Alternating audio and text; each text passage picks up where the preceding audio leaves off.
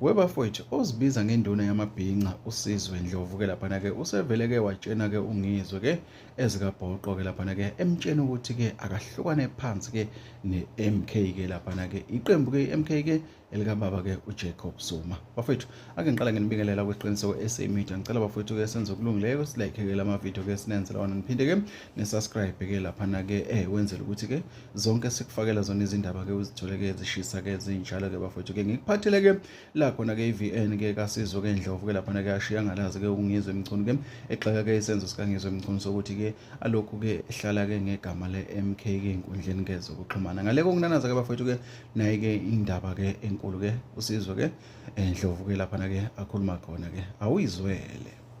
Lalela wengizwe, lalela ngizwe. Wena uyiphara wena elahluleka okhosini ngalobuxoki bakho nalobufazi bakho. Awuhlukane phansi manje neMK. Hlukana nje neMK. Awuzusibiza abantu beMK ngamaphara. Awuzukubiza abantu beMK ngamaferanja. Wena wahluleka okhosini sikhohlakali sakamchunu.